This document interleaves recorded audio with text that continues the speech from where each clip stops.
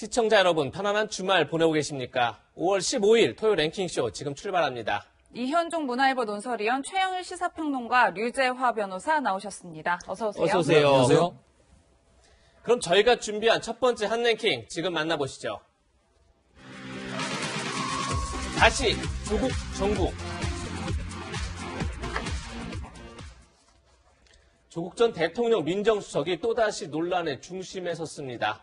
김학의 전 법무부 차관 불법 출국금지 사건과 관련해서 수사 외압을 행사했다, 이런 의혹이 불거진 데 이어서 불법 출국금지 과정에도 관여했다, 이렇게 새로운 의혹이 불거졌는데요. 먼저 새롭게 불거진 논란부터 정리해보겠습니다.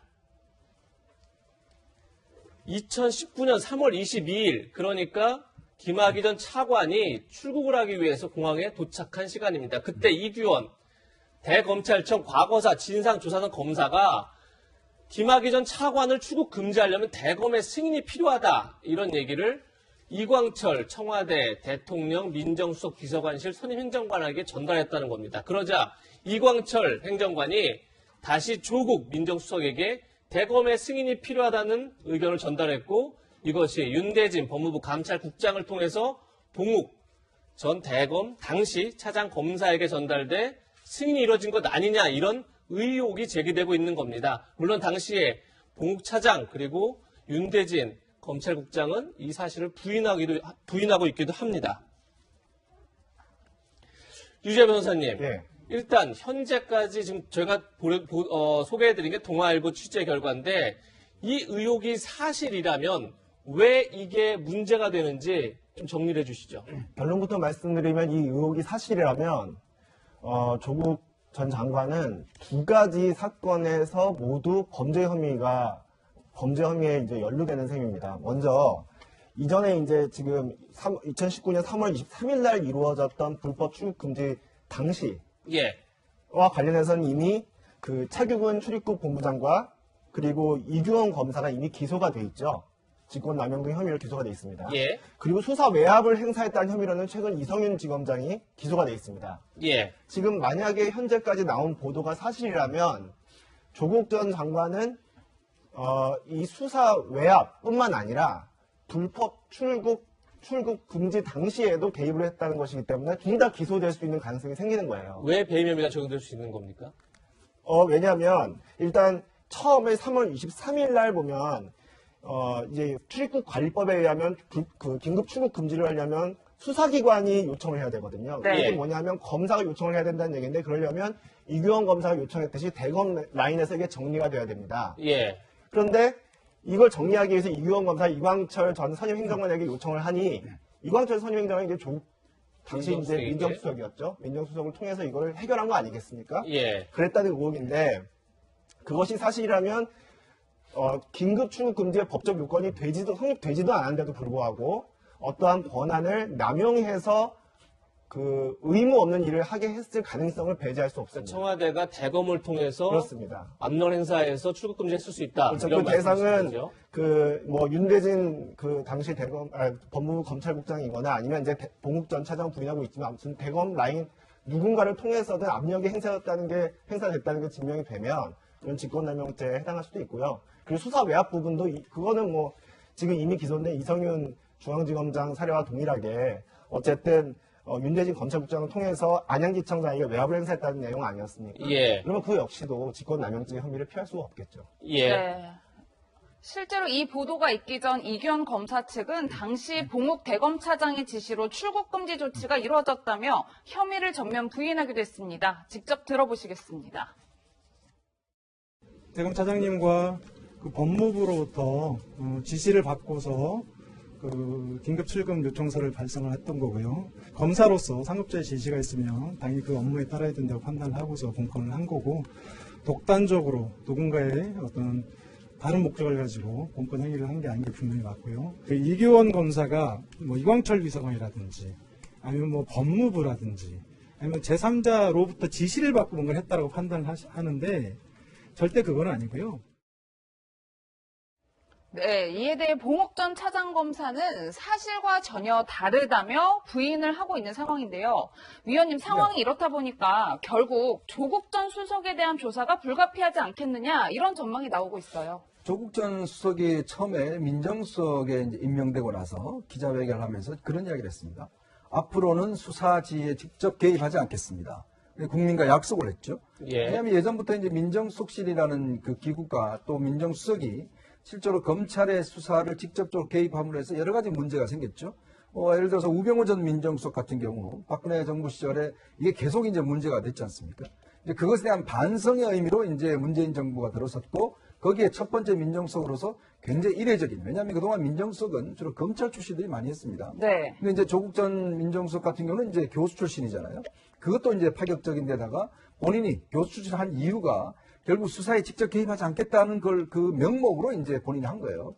근데 이 사건을 따져보면 지금 유재하 변호사님이 말씀해 주셨지만 그러니까 두 가지 혐의에 전부 다 이제 개입이 된 겁니다. 첫 번째는 이 불법적인 출금 당시에 그러니까 이 허위로 기재된 이제 그 사건 번호를 기재해서 이규원 검사가 긴급 출금을 했지 않습니까? 그게 이제 기소가 됐고요. 그 다음에 이규원 검사가 본인이 이제 대검 감찰부로부터 이 안양지청에 지금 이 허위로 기재한 공문서를 만들어서 했다는 혐의로 해서 수사를 받게 됐거든요. 그러니 내가 6월 달에 지금 미국에 연수를 가는데 이거 수사받으면 못 간다. 그래서 자기의 사시동기인 이광철 당시 선임행정관한테 부탁을 했습니다. 네. 그랬더니 이광철 선임행정관은 이 사실을 또 조국 전 민정수석에게 부탁을 했어요. 그랬더니 이걸 가지고 이제 검찰국장 등등을 통해서 사건 자체를 아예 수사를 못하도록 한 겁니다. 즉 수사방해 혐의가 있는 거죠. 즉 자신의 직권을 남용한 혐의, 또 수사방해한 혐의, 이게 지금 이제 경소장에 드러났기 때문에 앞으로 아마 조국 전 장관에 대한 수사는 상당히 불가피한 게 아닌가 저는 그렇게 봅니다. 네. 네. 이런 가운데 박범계 법무부 장관은 김학의 전 차관 불법 출국금지 의혹 수사를 방해한 혐의로 기소된 이성윤 서울중앙지검장의 공소장 내용이 공개된 것과 관련해서 대검에 유출 경위를 조사하라 이렇게 지시했습니다. 이 공소장에도 조국 당시 민정수석이 등장합니다. 이번에는 수사 외압 논란인데요. 그래서 이성윤 중앙지검장이 지금 기소된 상황인데 당시에도 이광철 당시 민정수석실 선임행정관이 조국 당시 민정수석을 통해서 그리고 또 한편으로는 차기근 법무부 출입국 본부장이 박상기 법무부 장관을 통해서 둘 다 윤대진 검찰총장에게 이 수사는 문제가 있다. 이런 의견을 전달했고 결국 윤대진 법무부 검찰국장이 이현철 당시 안양지청장에게 김학의 전 차관 출국 금지 과정에 불법이 있다. 이 부분을 수사하고 있던 안양지청 수사팀에게 관련 수사를 마무리하자 이렇게 외압을 행사했다. 이런 논란인데 여기에도 조국 전 장관이 지금 등장하고 있는 겁니다. 네. 최영일 평론가님. 박범계 장관이 이 공소장이 과연 어떻게 네. 유출됐느냐 이걸 조사해라 라고 한 것 자체가 네. 박 장관이 오히려 이제 반대에 나섰다 이렇게 볼 수도 있을까요? 그렇게 볼 수 있겠죠. 과거에는 이제 국민의 알 권리를 또 강조했던 바도 있습니다. 근데 박범계 법무부 장관 입장에서는 이 사안은 민감하죠. 예. 왜냐하면 이제 법무부와 검찰 조직의 갈등이 드러나는 것이고 또 하나는 지금 청와대도 연루되어 있는 것으로 검찰이 어쨌든 공소장에 기입한 그림에는 들어 있습니다. 그런데 이게 조금 저는 이제 다른 차원의 문제가 있다고 보는 건 뭐냐면 예. 매우 복잡한 문제로 보이잖아요. 아까 이제 유재하 변호사께서 범죄다 이렇게 얘기하셨는데 자, 범죄라고 하는 것은 가해자와 피해자가 있습니다. 그럼 이 사건의 피해자는 누구냐? 김학의 전 차관이에요. 예. 피해자는 민간인 신분인데 출국 금지를 할 수 있는 법적 근거가 없는데 나의 출국을 막았다. 그 피해를 받은 거예요. 그렇죠. 근데 이분은 지금 어디 있냐 하면은 교도소에 있어요. 예. 뇌물 혐의입니다. 징역 2년. 근데 물론 그 전에 별장성 접대로 나라가 시끄러웠고 혐의를 받았는데 이거는 무혐의예요. 예. 왜? 검찰이 공소시효를 넘겼기 때문이에요. 자, 동영상을 본 많은 국민들이 저 동영상 속의 인물은 김학의 아니냐라고 이야기하고 보도도 그렇게 했습니다. 예. 그런데 검찰은 그 당시에 저 동영상 속의 인물을 특정할 수 없다. 김학의인지 아닌지 알 수가 없다. 그래서 공소시효를 다 넘겨버려서 성범죄 혐의는 지금 무혐의가 돼 있는 거예요. 처벌도 네. 못해요. 예. 다 지났으니까. 검찰은 이 원죄가 있어요. 그러면은 김학의가 당시 민간인 신분이 맞는데 출국을 금지한 것이 자 위법일 수 있습니다. 절차적으로 불법일 수도 있습니다. 그럼 그것은 처벌하면 됩니다. 그런데 이 복잡한 사안에 범죄 피해자는 김학의라는 한 인물이고 예. 그리고 이것을 왜 국민들의 알 권리로 이 복잡한 절차로 당시 많은 국민들을 뉴스로 보면서 출국금지 잘했다. 못 나가게 잡았구나. 그랬는데 알고 보니 이게 절차가 위법이네요. 예. 그러면은 죄를 물으라 이거예요. 근데 굉장히 복잡하게 조국 전 장관, 당시에는 민정수석 시절입니다. 예. 박상기 당시 법무부 장관, 이규영 검사가 누군지 국민들이 알지도 못했고 윤대진 차장검사가 검찰국장이었죠. 당시에는 공욱 차장검사가 연락을 했느냐. 그러니까 법무부 라인으로 출금이 위법하게 이루어졌느냐. 대검 라인으로 적법하게 이루어졌느냐. 이걸 다투는 거예요. 예. 이건 재판 결과가 나와야 할 수 있는 건데 도대체 이걸 언제까지 국민들이 또 봐야 됩니까? 예. 그러니까 이것을 국민 알 권리 차원의 사건이냐. 저는 지엽적인 사건이다. 이렇게 크게 부각될 사건은 아니다라는 점에서 박범계 장관은 이게 또 정권 차원의 비리로 이렇게 커지는 것에 대해서는 상당한 부담을 갖고 있는 것 아닌가 추정을 해봅니다. 네. 그런데 앞서 최영일 평론가님께서도 언급을 해주셨듯이 지난 2016년 11월 최순실 국정농단 사건 수사가 한창일 때만 해도 보시는 것처럼 박범계 당시 야당 의원은 이렇게 국민 알 권리를 위해 수사 상황을 공개해야 한다고 주장을 했어요. 변호사님 상황이 이렇다 보니까 일각에서는 결국 이번에도 내로남불 아니냐 이런 지적들이 나오고 있는 것 같아요. 예, 저는 박범계 장관은 이 피의사실 공표 문제와 관련해서는 지속적으로 내로남불을 하는 것 같아요. 왜냐하면 일단 박범계 장관이 지금 감찰을 하겠다, 진상을 파악하겠다 하는 근거는 뭐냐면 법무부 훈령에 있습니다. 예. 법무부 훈령에 형사사건 공개 금지 등에 관한 규정이라고 있는데요. 이게 조국 전 장관 시절에 만든 훈령입니다. 여기에 보면 뭐라고 되어 있냐면 공소 제기 후의 사건에 대해서는 국민들에게 알릴 필요가 있을 경우에는 공개할 수 있다고 되어 있어요. 이제 그렇게 되면 지금 이 이성윤 지검장의 사건 같은 경우에 이미 공소가 이루어졌잖아요. 공소 제기 후의 사건이기 때문에 국민이 알 필요가 있으면 충분히 공개할 수는 있습니다. 다만 그 공개의 방식도 이제 검찰에서 지정한 전문 공보관이라든가 아니면 공보 자료를 통해서 공개를 해야 된다든가 하는 그런 여러 가지 제한들은 있습니다. 그래서 아마 그런 제한에 위반됐는지 여부를 살펴볼 수는 있어요. 근데 더 중요한 건 뭐냐면 아까 최영일 평론가님 말씀하셨지만 이게 국민에게 과연 알릴 필요가 있는 사건이냐입니다. 예. 제 생각에는 국민에게 당연히 알릴 필요가 있는 사건이라고 봐요. 예. 왜냐하면 이게 지금 정의를 세우고 국민의 인권을 수호해야 되는 법무부와 검찰이 개입돼 있고 그 법무부와 검찰을 이광철 전 선임행정관과 조국 전 민정수석이 청와대에서 지휘하듯이 해서 양쪽을 연결시켜서 한 사람에 대한 불법 출국 금지를 시킨 의혹이 있는 사건이거든요. 예. 이게 제가 김학의 전 차관을 옹호할 생각은 없습니다만 아무리 범죄자라고 하더라도 그 당시에는 확정 판결이 있었던 것도 아니고 혐의가 설사 있다고 하더라도 그 혐의를 밝혀내는 과정은 적법 절차 원칙에 걸맞게 이루어져야 합니다. 근데 그게 제대로 이루어지지 않았다면 청와대, 법무부, 검찰이라는 가장 중요한 기관에 대한 이런 비위 문제에 대해서 국민이 알 필요가 없을까요? 저는 당연히 알 필요가 있다고 보고요. 또 지금 제가 지난번 저희 토요 랭킹쇼에서 제가 말씀드린 바가 있지만 박범계 법무부 장관의 이 피의사실 공표 문제 이런 게 진정성을 가지려면 이문정 대검 그 감찰정책연구관 문제를 먼저 해결해야 돼요. 네. 이문정 대검 감찰정책연구관은 그 한명숙 전 총리 모해 위증 사건과 관련해서 대검 내부에 있었던 어떤 감찰 사실을 혐의 관련된 사실을 공개했다는 이유로 지금 공무상 비밀 누설죄로 고발까지 된 상태거든요. 예. 근데 이런 부분에는 전혀 어떤 감찰을 착수하지 않고 예. 이제 이성윤 지검장 공수안건에만 이렇게 이제 하는 것은 조금 내로남불이라는 어떤 의심을 지우기 어렵지 않은가 이렇게 생각합니다. 예. 과연 이 사건을 국민이 알 만큼 중대하냐, 아니면 그렇지 않느냐, 지금 여러 다양한 의견을 듣고 계신데요. 그럼에도 조국 전 민정수석이 김학의 전 차관 불법 출국 금지 과정에 관여를 했고, 그리고 수사 무마에도 관련이 있는 것 아니냐, 이런 의혹이 제기되면서 여권과 검찰이 또다시 정면 충돌하는 것 아니냐, 이런 전망도 나옵니다.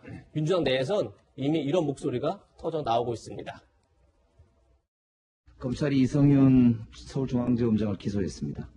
도둑잡은 게 제거되는 그야말로 어처구니 없는 상황입니다. 결국 한번 욕보해주겠다는 것 이상 무엇인가 묻고 싶습니다. 선배 검사의 말씀으로 제 말씀을 마치겠습니다. 검사가 수사권을 가지고 보복하면 그게 깡패지 검사입니까? 이현종 의원님, 네. 지금 김영배 최고위원이 마지막 얘기했던 선배 검사의 말씀으로 내 말을 마치겠다. 검사가 수사권을 가지고 보복하면 그게 깡패지 검사입니까? 이 발언이 알고 봤더니 2016년 11월에 12월쯤인가요? 윤석열 전 그렇죠. 검찰총장이 당시 국정농단 수사팀장일 때 한 얘기를 그대로 돌려준 네. 거더라고요. 그러다 보니까 지난 1년 내내 추미애, 윤석열, 추윤 갈등이가 있었었는데 두 사람 다 물러나면서 이제 좀 더 조용해지는 거 아니냐 했는데 다시 검찰과 여권이 정면 충돌하는 것 아니냐 이런 전망이 나옵니다. 어떻게 네. 보십니까? 그러니까 지금 김영배 의원 이야기나 지금 여권의 전반적인 생각이 보면 목적이 정당하면 수단은 어떻게 해도 된다라는 이제 이 경계 사고의 근거를 하고 있습니다. 즉 김학이라는 악을 척결하기 위해서 그 절차는 위법해도 된다라는 사고방식이거든요. 근데 1966년도에 미국에서 미란다라는 사람이 있었어요. 예. 납치와 강간범이었습니다. 그러니까 이 강간범이 잡혀서 정말 흉악범이죠.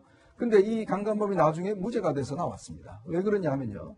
이 강간범과 납치범을 조사할 때 변호사를 입회시키지 않았어요. 예. 그러니까 그래서 법원에서는 이거는 위법한 수사다라고 해서 풀어줘 버렸습니다. 그 다음에 생긴 게 바로 미란다 원칙입니다. 즉 체포된 당시에 당신은 변호사를 선임할 권리가 있고 묵비권을 행사할 권리가 있고 이걸 이야기를 해줍니다. 예. 그걸 이야기를 하지 않으면 어떠한 이 사람이 아무리 죄를 짓더라도 나중에 이 절차상의 문제 때문에 무죄가 되는 게 바로 법치입니다. 그러니까 어떤 면에서 보면 이게 무슨 저 사람 나쁜 짓 했는데 왜 무죄야 라고 이야기할 수 있겠지만 법치국가라는 가장 근본적인 게 뭐냐면 아무리 목적이 정당하더라도 절차상의 위법이 있다라면 그 목적은 조각될 수 있다는 게 바로 이 법치주의의 기본 정신입니다. 네. 바로 이 사건이 그걸 대표하는 사건이에요.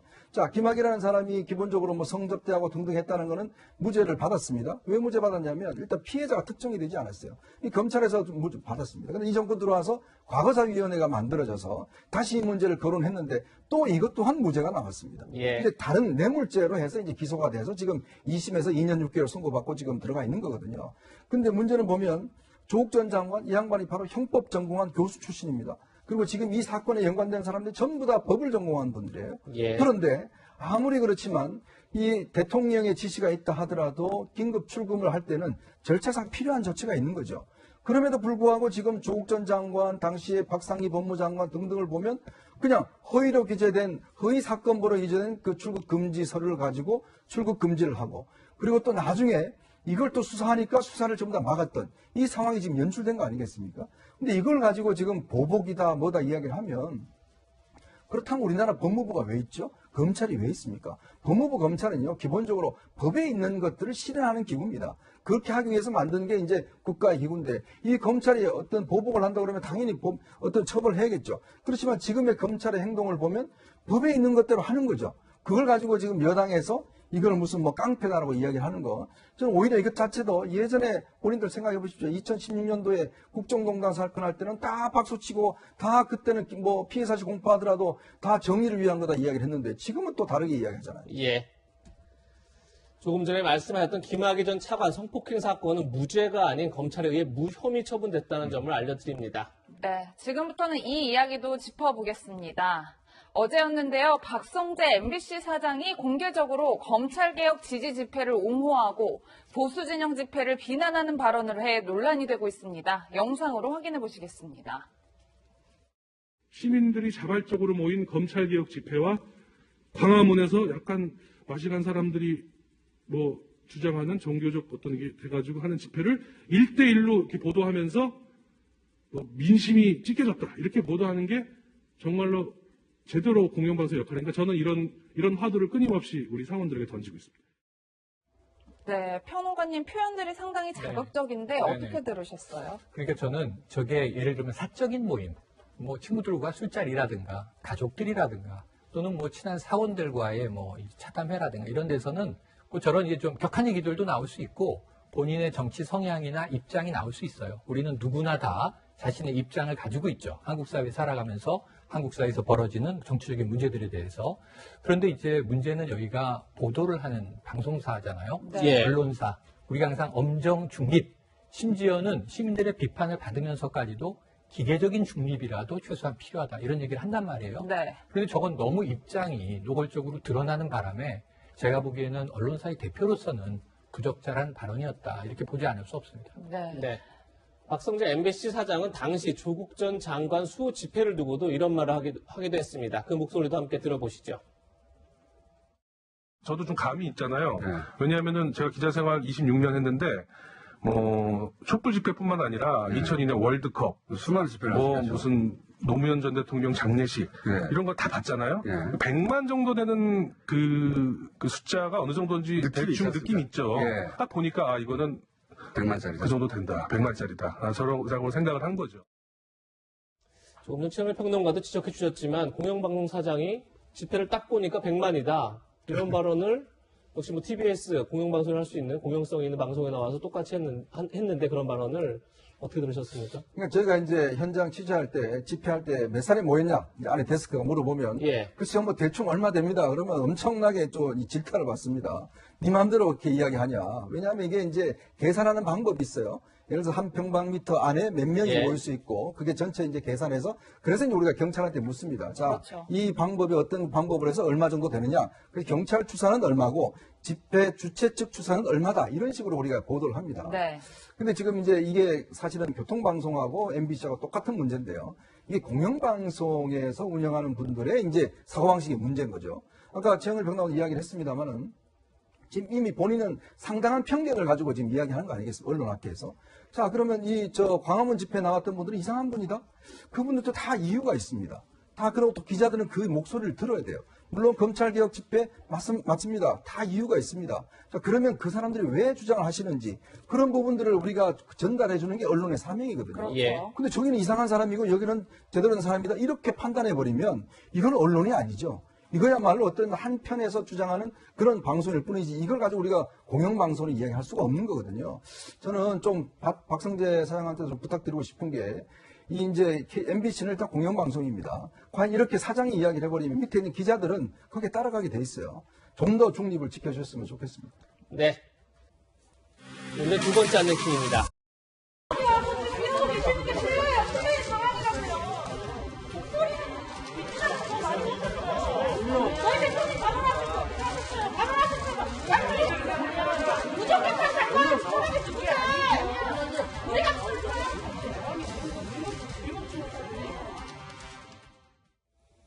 최영일 평론가님, 굉장히 논평 말투 양쪽에 거친 설전을 지금 오가고 있는데 네. 보니까 류호정 의원은 92년생, 문정복 의원은 67년생, 한 25살 정도 나이가 차이가 있긴 하지만 네네. 그래도 동료 의원들이 서로 저렇게 대화를 나누는 거 네네.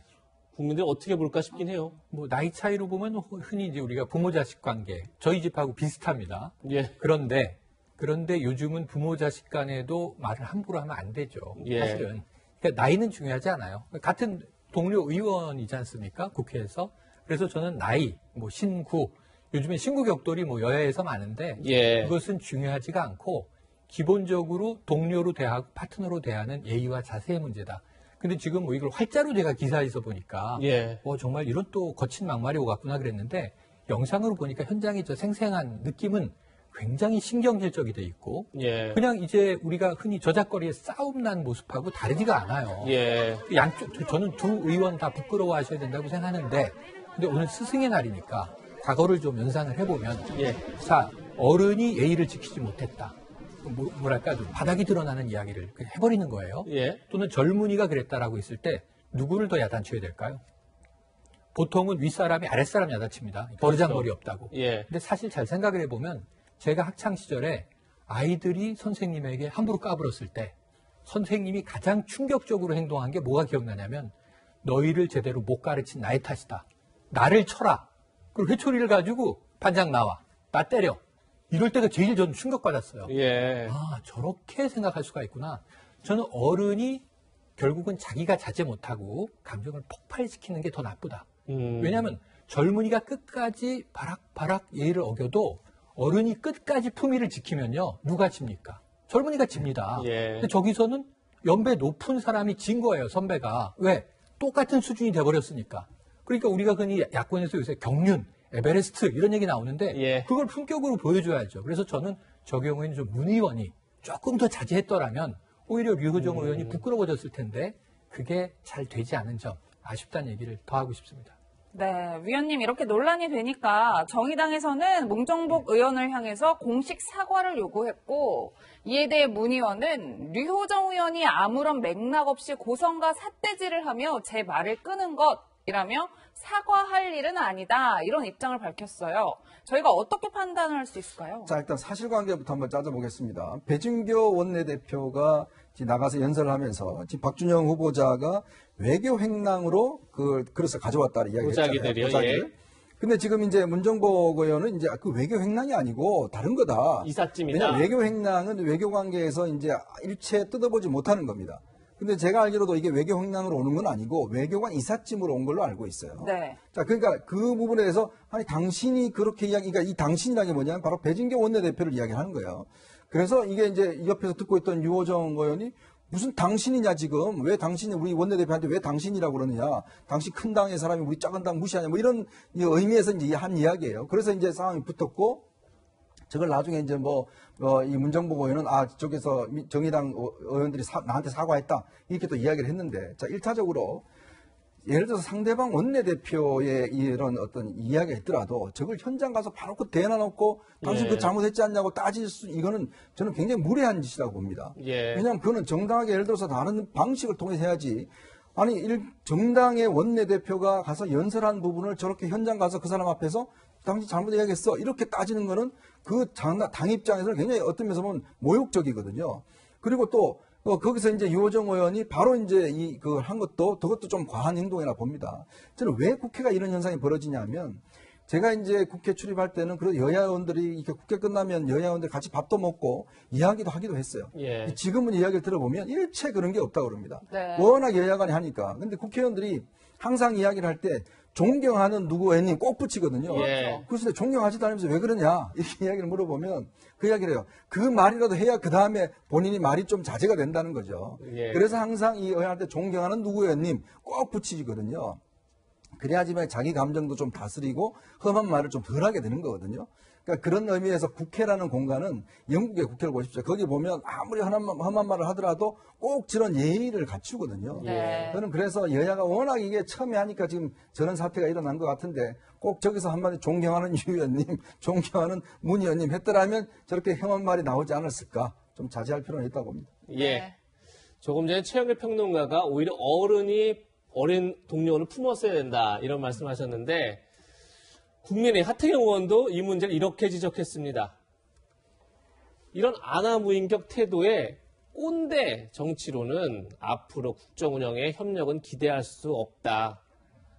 반드시 민심의 심판을 받을 거다 이렇게 지적한 건데 결국은 지금 조금 전에 이현종 의원께서도 말씀하신 게 아무리 상대당의 원내대표 발언이 잘못됐더라도 바로 와서 저렇게 문제 제기하는 건 너무 무례한 일이다 이렇게 얘기를 했는데 하태경 의원을 꼰대 정치 이렇게 표현했어요. 류재 변호사님 네. 어떻게 들으셨습니까? 예, 지금 하태경 의원 같은 경우에는 이미 올해 예전부터 청년들, 20, 30대 청년들의 입장을 대변하는 정치인으로 자처하고 나서고 있죠. 그래서 프로게이머의 이제 불공정 노예 계약의 문제에도 적극 뛰어들어서 해결을 하려고 하고 있고 지금도 이제 청년들로부터 이제 계속 연락을 받으면서 자기 청년 문제 해결에 적극적으로 나서려고 하고 있는 사람입니다. 그러다 보니까 이제 문정복 의원이 청년인 유호정 의원에게 이제 그 어떤 거친 발언을 한 것을 두고 하태경 의원이 그걸 가지고 나서서 얘기를 한 건데 예. 사실 하태경 의원이 강조하고 싶은 건 청년 이제 그러니까 나이 드신 분이 젊은 사람을 어떻게 했다 이런 부분보다도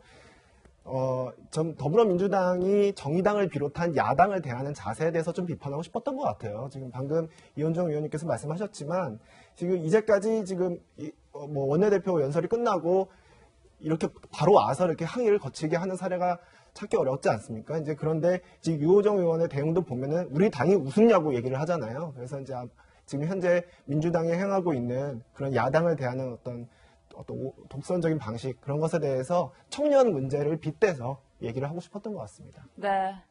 논란이 되자 문정복 의원은 당신이란 표현은 배진교 정의당 원내대표가 아닌 자진 사퇴한 박준영 해수부 장관 후보자를 가리킨 말이라고 해명했는데요. 문 의원의 당신 발언은 이번이 처음은 아니었습니다. 영상으로 함께 확인해 보시겠습니다.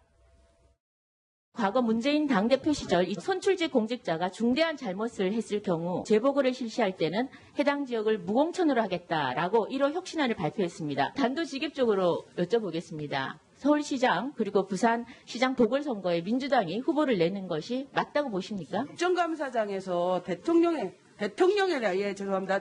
대한 모욕적인 발언을 하세요. 아니, 그러니까 저 김정재 의원 보고 얘기해도 돼요. 당신 발언했으니까. 밤나라 뱃나라 끼어들지 마세요. 네, 본회의장에서 몸싸움뿐 아니라 막말, 퇴치법도 필요하지 않나 그런 생각까지 드는데요. 문정복 의원은 여기서 그치지 않고 국민의힘 윤희숙 의원과 SS상에서 설전을 벌이기도 했습니다. 임혜숙 과기부 장관의 임명 강행을 두고 네. 문재인 대통령의 여성 할당제 30% 때문에 된 것 아니냐 이런 논란이 지금 있는 상황에서 윤희숙 의원이 능력과 자질이 모자라도 여자면 되는 거냐 이것이야말로 꼰대 마초다 이렇게 지금 표현을 했는데 이를 두고 문정복 의원은 윤희숙 의원님 능력이 안 되는데 여성이라 국회의원 되신 겁니까? 라고 또 지적을 한 겁니다. 네. 이현중 의원님 네. 어떻게 보셨습니까? 그러니까 전혀 다른 각도에서 지금 저 이야기를 하는 것 같아요. 지금 이제 윤희숙 의원이 제기한 문제는 그렇습니다. 지금 이제 이 과기부 장관 후보자, 그러니까 장관 같은 경우에 이번에 이제 박준영 후보자하고 두 사람 중에서 누구를 할까 하다가 결국 박준영 후보자가 이제 낙마를 했지 않습니까? 예. 자, 그렇다 보니 문제가 오히려 더 많은 거는 지금 이제 이 임 장관인데 문제는 이 여성 30%를 할당을 채우기 위해서 이 사람은 해주고 안 했다는 게 이제 뭐 청와대나 일부에 이제 나오는 이야기죠. 자, 그러니 그렇게 된다면 예를 들어서 여성이 능력이 없는데도 저렇게 임명한다라는 인상을 줄 수 있지 않느냐. 더군다나 여성들 같은 경우도 아니 아무리 유리천장을 깬다고 하지만 유리천장도 정당한 방법으로 깨야지만이 국민들한테 인정받고 우리 사회에서 어떤 공감대를 가지는 거 아니겠어요? 저는 그런 의미에서도 오히려 저렇게 이 30% 때문에 했다라고 하는 것 자체가 사실은 저는 굉장히 저는 모욕적이라고 봅니다. 예. 그러니까 그렇게 왜냐하면 이제 여성의 우리나라의 평등 자체가 강제적으로 한 이유가 아직까지 이게 정상이 아니기 때문에 강제로라도 해서 뭔가 균형을 유지하자는 게 이제 기본적인 방침 아니겠어요? 근데 그거를 이제 비판한 것을 지금 뭐 이 윤희숙 의원 개인을 한테 대고 당신도 능력 없는데 됐냐 이렇게 이제 이야기를 하는 것인데 저는 앞뒤가 맞지 않는 저런 지적이 아닌가 그런 생각이 듭니다. 네. 실제로 문재인 대통령은 취임 4주년 기자회견에서 임혜숙 장관을 언급하며 이공계 분야에서 여성의 롤모델이 필요하다고도 강조했는데요. 하지만 채널A 취재진이 만난 여대생들의 생각은 좀 달라 보였습니다. 임 장관 임명에 대한 문 대통령의 생각과 여대생의 생각 각각 들어보시겠습니다. 여성들이 진출이 가장 적은 분야가 과기분야. 그러나 여성들이 진출하려면 그런 성공한 여성들을 통해서 보는 로망 또는 그 롤모델 이런 게 필요합니다. 오히려 좀 역차별의 프레임이 씌어서 더 실력 있는 여성들을 좀 힘들게 하는 그런 게 아닌가 그런 생각이 듭니다. 실력 있고 도덕적으로 뭐 문제가 없고 정말 그 자리에 올라가실 만한 분들의 그런 의미를 오히려 퇴색하는 게 아닌가라는. 네, 평론가님 입장이 좀 엇갈리는데 일단 민주당에서는 여성이라서 임명됐다는 주장엔 동의하지 않는다. 청문회를 통해 능력을 검증받았다라고 이야기를 하고 있어요. 근데 정작 한국 여성단체에서는 규탄 성명서까지 냈는데 수많은 결격 사유가 드러났음에도 대통령의 대선 공약인 여성 장관 비율 30% 맞추기 위한 게 아니냐. 되려 양성평등 왜곡이다. 이렇게 비판하고 그러니까 있어요. 지금 다 복잡합니다. 젠더 문제가 등장하면요. 정말 복잡해서 전 이 해법을 모르겠는데 지금 저 말 다 틀려요. 청문회를 통해서 무슨 능력을 검증받았어요. 도덕성 검증만 하다 끝났는데. 근데 외유성 출장 문제가 가장 컸지만 사실은 이게 가장 작은 거고 별게 아닙니다. 개인 비용을 다 냈다면 호텔방을 가족이 같이 쓴 게 반 비용을 냈어야 한다라는 게 야당 의원 주장인데 이거는 전 세계 모든 학자가 오면 가족과 오면 방은 하나씩 별도로 준 거니까 큰 문제가 없고 개인 비용을 공비로 썼냐의 문제인데 제일 심각했던 문제는 논문 밀어주기예요. 근데 이걸 과학기술계는 별 문제가 없다. 또 이렇게 얘기를 하고 있어요. 자, 능력은 검증된 바가 없이 장관이 돼버렸어요. 논란만 큽니다. 이제 과기부 장관으로서의 능력을 발휘하면 다행이고 그렇지 못하면 비난은 계속할 것 같습니다. 앞서서 그래서 꼰대 이렇게 논란을 다뤘었는데 아무래도 생각이 유연하지 못할 때 이런 말을 쓰게 되죠. 국민의힘에서도 꼰대 논란에 휩싸인 의원이 있습니다. 만나보시죠. 조혜진 의원, 조경태 의원 지금 만나고 있습니다. 당대표 출마 선언을 하셨으니까 제 이름을 조경태를 조혜진이십시오. 조혜진 의원도 당대표 보면 안 됩니다. 조혜진 의원도 당대표 출마 선언을 하셔가지고 이름이 그분이 다른데 아이고 그 부분은 좀 이해해 주시기 바라고요. 조혜진 의원도 당대표 출마를 하셔서 얼마 전에 인터뷰를 해서 제가 잠깐 실수했다는 거 다시 한번 말씀드리겠습니다. 조혜진 의원은 3선이고 제가 5선입니다. 어떻게 헷갈릴 수가 있습니까? 제가 국회의원들 선수는 좀 헷갈려요. 그것까지 막 달달달 외우고 있지를 못해서 죄송합니다. 외운다는 의미가 아니고요. 예. 게스트로 초대를 했습니다. 예. 우선 기본적인 그런 예. 건 알고 있는 게 안 좋겠나 싶으네요. 네, 진행자가 조경태 의원을 조혜진 의원으로 잘못 말하자 조경태 의원이 여러 차례 계속 문제 제기를 하는 건데요. 네. 이현종 의원이 너무 예민하게 반응하는 거 아니냐 이런 지적이 나오는 것 같아요. 웃고 넘어가면 될 일을 저렇게 정색하고 하면 오히려 저기 사회자가 더 무한한 지경인데요. 자, 개인적인 의견입니다만은 조경태 의원이 5선인데 왜 저렇게 모를까? 바로 저런 것 때문에 모르는 겁니다. 제가 한번 말씀드리면 5선까지 했으면서 이름이 각인되지 않는 거 저는 심각한 문제라고 봐요. 뭘 했냐는 거죠. 뭐 제 개인적 의견입니다. 예. 그러니까 조경태 의원도 저렇게 이제 이름을 잘못 부르는 거 화내지 마시고 왜 자기 이름이 저렇게 각인되지 못했는가? 국민들의 힘에 사회자의 힘에 각인되지 못하는가? 본인이 내세울 만한 어떤 정치의 성과가 뭔가? 그거 한번 생각해 보시기 바랍니다. 네, 정치권 소식까지 짚어봤습니다. 이현정 위원과는 여기서 인사드리겠습니다. 고맙습니다. 다음은 생후 16개월 된 입양아 정인이를 학대해 숨지게 한 양모 사건 기억하실 겁니다. 이 소식 짚어보겠습니다.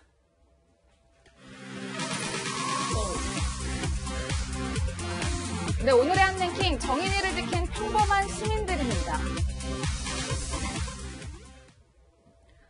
많은 국민들을 울린 16개월 입양아 정인이 사건의 1심 선고가 어제 나왔습니다. 그야말로 눈물바다가 된 어제 법원한 모습 영상으로 확인해 보겠습니다.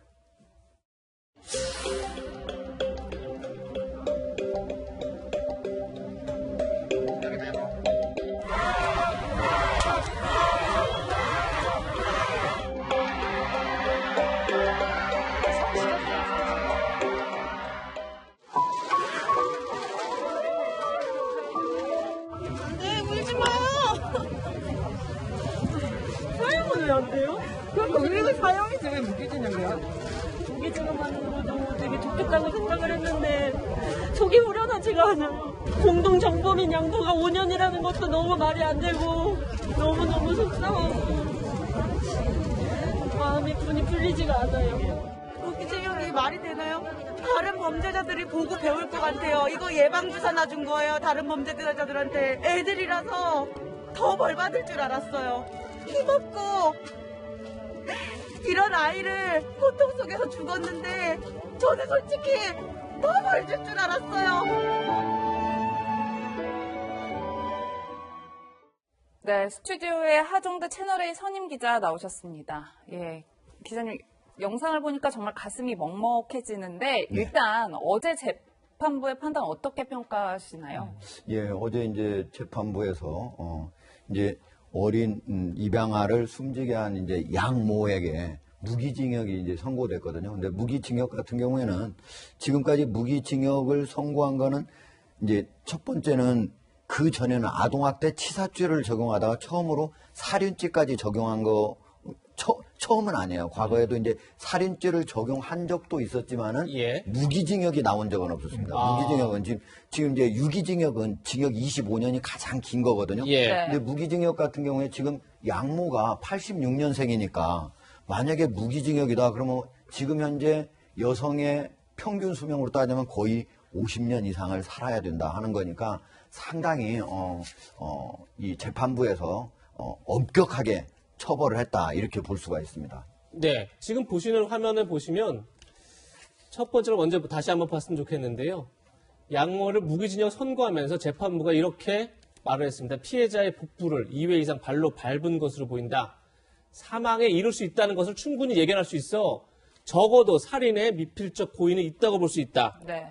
변호사님, 처음에 검찰에서는 아동학대 치사죄를 적용했다가 다시 살인죄로 바꿨죠. 그래서 재판부가 결국 살인죄를 받아들인 거다 이렇게 봐야 되는 거죠. 그렇죠. 그게 어떤 의미인지 좀 설명을 해주시죠. 이제 먼저 검찰은 아동학대 치사죄를 적용했는데 그게 뭐냐면 아동학대를 했는데 고의가 아니어도 사망에 이르렀다는 겁니다. 과실로 사망에 이르겠다는 거니까 과실죄라는 거죠. 그런데 이제 재판을 진행하다 보니까 이 정인이 몸에 난 어떤 상처, 그리고 장기들의 파열 상태를 봤을 때 이거는 살인의 고의를 가지고 하지 않고서는 이 정도의 상처가 나올 수가 없다라는 판단이 들어서 검찰이 공소장을 변경했어요. 그래서 그 살인죄를 이제 적용했죠. 그리고 그것이 인정된 것이고요. 예. 이제 1차적으로는 살인죄를 적용했고 2차적으로는 아동학대 치사죄도 여전히 남겨놨어요. 근데 네. 살인죄가 인정받은 것이고 사실은 아동학대 살해죄가 적용되면 제일 좋았는데 이 정인이 악모가 이런 일을 저질렀을 당시에는 그런 죄가 없었습니다. 그래서 올 초에 정인이법이죠. 아동학대범죄 처벌등에 관한 특례법이 개정되면서 아동학대 살해죄라는 게 들어왔어요. 더 이제 중하게 처벌받는 거죠. 하지만 이 그렇군요. 당시에는 없었기 때문에 살인죄로밖에 처벌할 수 없었습니다. 네. 이번 사건의 재판이 진행되는 동안 평범한 많은 시민들이 법원 앞을 지키기도 했습니다. 영상으로 그 모습 확인해 보시겠습니다. 네, 괜찮아요. 어떤 계기로 시작하시게 될까요? 어떤 부모든 자기 자식이 잘못되면 그 진실을 밝혀달라고 하고 가해자들을 엄벌해달라고 하는데 정인이는 그런 보호자가 없는 게 너무 마음이 아파서 이제 정인이를 위해서 싸워줘야 되겠다 그래서 시작을 하게 되었고요. 거의 매일 이렇게 하세요?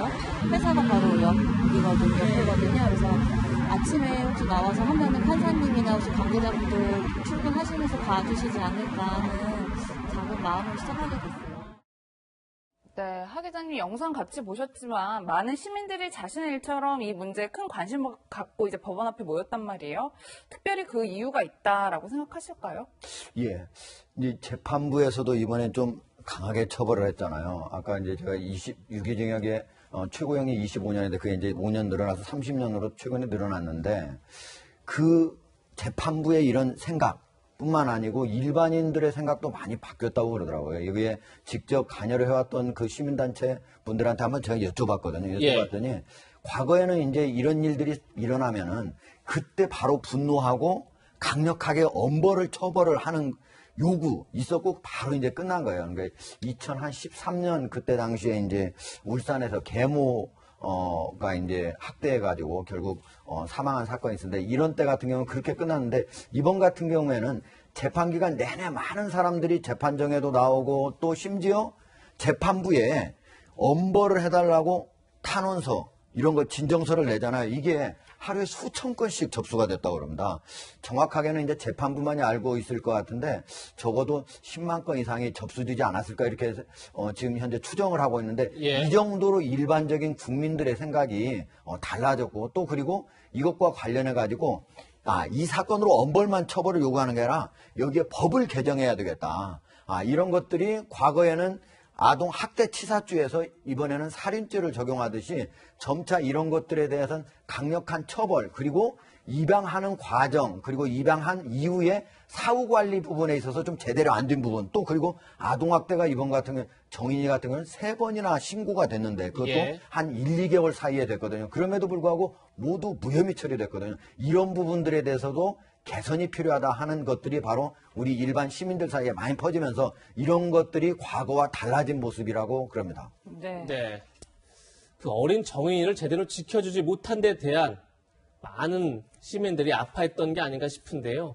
많은 시민들이 정인이 사건을 계기로 법원뿐만이 아니라 정인이 묘소를 보살피기도 하고 아동학대 예방을 위한 시민단체를 찾고 있다고 합니다. 그 목소리도 한번 들어보시죠.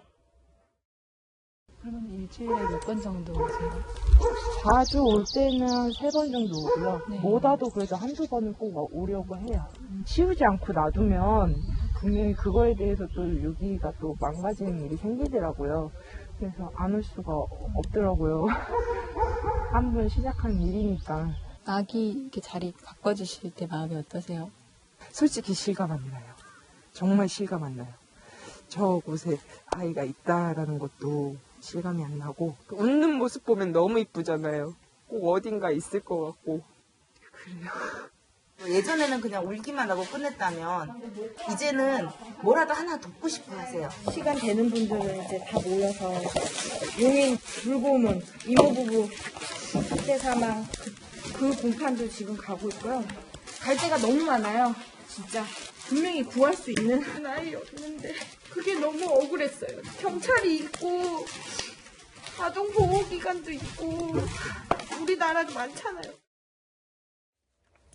라는 시민들의 마음의 먹먹함이 그대로 이렇게 전해지는 게 아닌가 싶은데 아마도 이제 이번 기회에 아동학대가 사라지길 바라는 그런 마음들이 저게 시민들을 움직이고 있는 게 아닌가 싶어요. 네. 평론가님 어떻게 보십니까? 지금 정인이 사건은 막 판결이 나왔고요. 예. 1심 판결입니다. 그렇죠. 그렇기 때문에 지켜봐야 하는 사건이라 뜨거운 마음이 모였는데 이제는 우리 학부모들, 국민들이 아프리카 속담이죠. 아이 하나 키우는데 온 마을이 필요하다. 이걸 그냥 가정 단위로 맡겨놓고 있다 보니까 정인이뿐 아니지 않습니까? 최근에 보세요. 아이를 가방에 넣어서 사망하게 한 그러한 비정한 엄마 사건도 있었고요. 또 이제 이 정말 2살 된 또 입양아를 아빠가 구두주걱으로까지 때려서 지금 이 의식불명에 빠진 사건도 최근에 있습니다. 그러니까 거의 뭐 허구한 날 아동학대 사건이 터져나오고 있어요. 네. 여기서 우리가 간과하지 말아야 할 것은 대다수의 사건은 친부모에 의해서 저질러진다는 겁니다. 예, 중요한 그래서 지적이죠. 예, 50%에서 90% 사이가 친부모가 이제 좀 다르지만 통계마다 나오고 있고 한 이제 0.3% 정도가 입양아들인데 어쨌든 친부냐 양부냐, 뭐 친부모냐 양부모냐 상관없이 아동학대가 너무 많아요. 예. 이젠 우리 시민들이 공분한 것 같고 우리 모두 나서서 막지 않으면 이 고리를 끊을 수가 없겠구나 하는 지경에 이른 것 아닌가 싶습니다. 네, 하 기자님, 뭐 제2의 정인이가 없어져야 한다면 뭐 여러 가지 입법 활동도 진행되고 했는데 정말 안타까운 게 최근에도 2살짜리 입양딸을 학대해서 의식불명에 빠뜨린 양아빠가 체포되기도 했더라고요. 예. 사실 이 입양아에 대한 우리 이제 의식이 바뀌어야 되는데 지금 입양아가 과거에는 해외로 많이 가다가 지금은 이제 국내 입양이 점차 늘어나고 있는 상태거든요. 그럼에도 불구하고 입양에 대한 의식은 아직도 바뀌지 않았다라고 그럽니다. 예쁜 여아를 입양하려고 하는 게 많고 그 다음에 입양을 한 다음에도 그 입양아가 친자하고 달리 마치 자신의 소유인 것처럼 이렇게 생각하는 게 많은데 앞으로 이런 의식까지 같이 바뀌어야만 예. 입양아에 대한 이런 안타까운 소식들이 줄어들 것으로 예상이 됩니다. 네, 변호사님 마무리하기 전에 이 정인이 양부모에 대해서 좀 짚어볼 텐데 앞으로의 재판 과정을 일단 양부모는 끝까지 살인에 대한 고의성을 부인하고 있는 상황이고 또 이 양부는 첫째 아이 양육을 이유로 좀 불구속 재판을 받게 해달라 끊임없이 이런 청원을 하고 있는 것 같은데 네. 2심, 3심에서 이게 받아들여질 가능성이 있을까요? 지금 알려진 사실관계로 보면 어렵다고 보죠. 그리고 이제 항소를 한다고 하더라도 뭐 형이 바뀔 가능성도 좀 굉장히 낮다고 보고요. 형이 바뀔 수 있는 유일한 가능성은 뭐냐면 자신이 행한 잘못을 경험에 인정하는 겁니다. 그러니까 지금 계속 고의성 자체를 부정하고 있지 않습니까? 근데 그 부인하지 말고 본인이 무엇을 했다는 것을 그리고 그 자신이 한 행위에 대해서 어떻게 반성하고 있는지를 처절하게 고백하면 혹시 양형에서 그게 참작될 수 있어서 형이 바뀔 수는 있겠습니다. 네. 네. 모든 시민들이 가슴 아파했던 정인이 사건 소식 짚어봤습니다. 오늘 준비한 마지막 한 랭킹은 젊은 층들이 큰 관심을 갖고 있는 가상화폐 소식입니다. 지금 만나보시죠.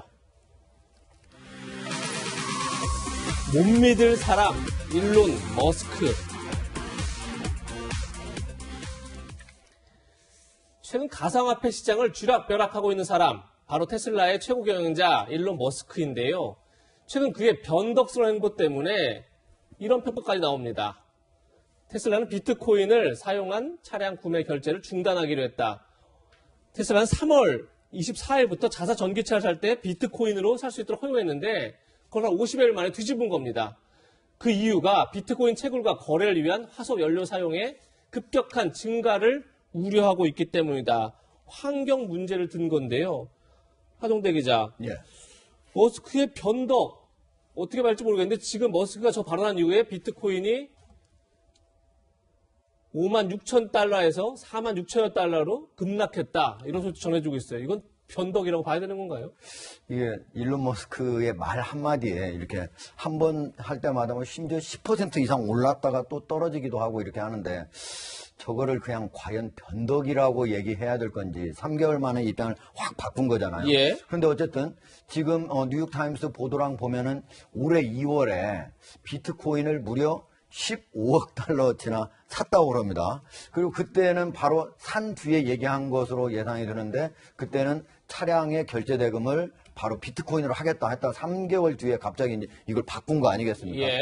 그 사이에 보면은 10% 이 전체 15억 달러의 10%를 매도를 했다라고 그러는데 혹시 이번에도 이런 것들과 연관이 된 거 아닌가? 그래서 지금 현재 물론 바로 이 사람의 발언 자체에 대해서 미국 사람들의 신뢰도가 갈수록 떨어지고 있는 상태입니다. 네, 류 변호사님 받아서 질문을 드리면 실제로 미국 뉴욕타임즈에서 비슷한 문제 제기를 제기하면서 저는 이 부분을 짚어보고 싶어요. 머스크는 이제 다음 그래픽일 텐데요. 머스크는 믿을 만한 사람이 못 된다. 머스크가 결제 중단을 발표하기 전에 비트코인을 팔았는가? 테슬라가 2분기 실적을 발표할 때 거래 성사가 됐는지 지켜보도록 하겠다. 이렇게 기사를 썼는데 변호사님, 만약에 비트코인 문제를 얘기하기에 앞서서 비트코인을 팔아 차익을 남겼다. 그럼 이게 무슨 사기죄 이런 게 형성이 될 수 있는 건가요? 글쎄요. 사기죄 얘기를 많이 하시는데 결론적으로 사기죄는 좀 어려워요. 왜 그러냐면 본인이 거짓말을 해야 되거든요.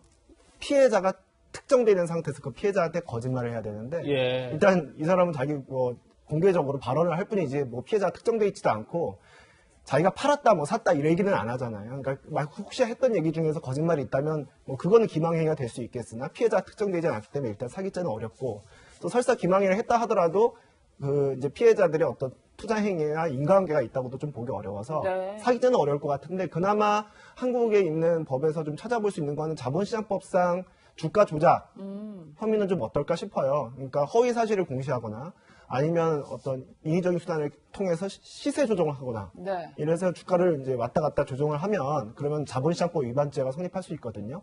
그거는 가상화폐는 자본시장의 주식으로 이렇게 인정받는 게 아니잖아요. 아니잖아요. 그러니까 이제 그건 이제 저희 한국에서는 그냥 제 성격만 봤을 때 그렇게 한번 적용해 볼 수 있겠다는 거고 미국에서는 이 문제를 어떻게 처리할지는 잘 모르겠습니다. 근데 중요한 건 어쨌든 일론 머스크가 이 범죄를 운운하기 전에 본인의 이제 유명세를 통해서 이게 뭔가 굉장히 자기의 사익을 챙길 것 같은 그런 지금 의구심이 들게 만드는 행위들을 하고 있고 또 거기에 많은 전 세계 많은 시민들이 휘둘리고 있다는 데 좀 문제점이 있겠죠. 일론 머스크 행동 중에 이해할 수 없는 건 또 있습니다. 비트코인 결제 중단 파문 다음 날 이번에는 도지코인을 띄우게 나섭니다. 도지코인 거래 시스템의 효율성을 개선하기 위해 도지 개발자들과 협력하고 있다. 이 작업은 잠재적으로 유망하다. 이렇게 밝힌 겁니다. 그러다 보니까 도지코인 값이 다시 급등했다는데 하종대 기자님, 조금 전에 유지아 변호사는 이걸 참 사기죄 적용이 어렵다. 근데 저렇게 비트코인을 급락시키고 본인이 밀고 있는 도지코인을 다시 가격을 띄우고 이건 시장 교란행위다. 이렇게 보이긴 하는데 어떻게 보십니까? 시장 교란 행위에 해당한다고 봐야죠. 이게 이제 비트코인 같은 경우에는 전체 발행 그 숫자가 있거든요. 그게 2,100만 개예요. 그리고 그거를 넘어갈 수가 없어요. 지금 한 1,800여만 개가 현재 유통이 되고 있는데 10%의 채굴만 되면 더 이상 채굴도 불가능합니다. 그러니까 이거는 그리고 전체 이제 그 시가총액이 1,300조 원이 넘거든요. 1,300조요? 그러니까 이거는 좀 움직이기가 주가 조작하기가 이제 좀 어렵잖아요. 그런데 이제 지금 말한 도지코인 같은 경우에는 전체 시가총액이 한 32조 뿐이 안 돼요. 40분의 1 정도뿐이 안 되잖아요. 일론 머스크가 한마디 하니까 만약에 지금 비트코인은 10% 왔다 갔다 또는 1% 왔다 갔다 하잖아요. 도지코인은 지금 하루 이틀 사이에 40%가 올랐어요. 말 한마디에 배나 더 잘 움직일 수 있는 거예요. 그러니까 일론 머스크가 이런 것들을 알고 이제 자기가 이게 좀 뭔가 이걸 조정할 수 있는 거를 좀 항목을 아이템을 바꿔 탄 거 아닌가 이렇게 생각이 되는데 이렇다면은 제가 보기에는 큰 문제라고 볼 수가 있죠. 배나도 주가 조작이 시세 조작이 더 쉬운 걸로 갈아탔다 이렇게 볼 수 있는 거죠. 그런데 일론 머스크 지난주에는 정반대 이야기를 하기도 했습니다. 그 내용부터 들어보시겠습니다. So it's a hustle. Yeah, it's a hustle. 평론가님 영상 함께 보셨는데 조금 혼란스러운 건 사실인데 자신의 SNS에는 또 이런 글을 올렸더라고요. 굉장히 혼란스러운 사람들이 많으니까 또 당황하지 마라는 취지의 글을 올렸는데 저희가 어떻게 좀 해석해 볼 수 있을까요? 모든 이야기가 다 당황하게 만들고 있잖아요. 당황하지 말라는 말도 당황의 근거가 돼버렸습니다. 근데 사실 아까 잠깐 나온 영상은 좋아요. 코미디 쇼예요. 토크쇼인데 우리도 잘 알고 있는 이제 Saturday Night Live SNL에 나가서 좀 이제 이 코미디언 배우하고 토크를 하다가 도지코인 얘기를 막 하는 도지코인이 실체가 없거든요. 그러니까 이제 그거 가지고 이제 막 띄우는 게 이거 사기 아니냐 그러니까 사기를 인정하는 듯한 말인데 저것도 농담처럼 얘기를 했는데 그럼에도 불구하고 일론 머스크 입에서 도치코인 사기 급락했었어요. 근데 지금 또 도치코인은 유망하다 이렇게 얘기를 해서 또 올리는 거잖아요. 그렇죠. 그래놓고는 사람들은 어떤 말을 믿으란 말이야. 근데 당황하지 마. 이게 지금 무슨 얘기입니까? 그래서 저는 일론 머스크가 아까 이 주식시장 교란 얘기도 나왔고 법적으로는 어렵다고 했지만 저는 거짓말이 하나 있어요. 비트코인 채굴 거의 끝나가는데 예. 이게 탄소를 발생시켜서 이거 쓰면 안 된다. 달러는요 지금 이 숲을 없애고요. 펄프로 종이 찍어야 되니까 1달러짜리로 테슬라 차 하나 사려면 얼마 지폐가 필요합니까? 100달러짜리로 산다고 해도 엄청나게 필요한데 이런 걸 보면 이러나 저러나 탄소는 지금 계속 쓰고 있는데 일론 머스크가 좀 말도 안 되는 엉뚱한 이유를 들어서 자꾸 자신의 자산만 키우는 거 아닌가. 예. 이거 저는 이 셀럽의 폐해다. 이렇게 좀 얘기 드리고 싶습니다. 네. 세 분과는 여기서 인사드리겠습니다. 고맙습니다. 감사합니다. 네, 저희는 60초 광고 뒤에 돌아오겠습니다. 네, 미국은 코로나 백신을 2회 접종한 경우 야외뿐 아니라 실내에서도 마스크를 벗어도 된다 이렇게 밝혔습니다. 우리나라 방역당국은 빠르면 이번 추석 때쯤부터는 야외에서 마스크를 벗게 될 수도 있다 이렇게 전망하고 있는데요. 추석은 9월 21일입니다. 이제 4개월 남았는데요. 부디 약속만은 꼭 지켜지길 기대하고 있겠습니다. 저희는 다음 주 토요일 더 풍성한 소식으로 찾아뵙겠습니다. 시청해주신 여러분 고맙습니다.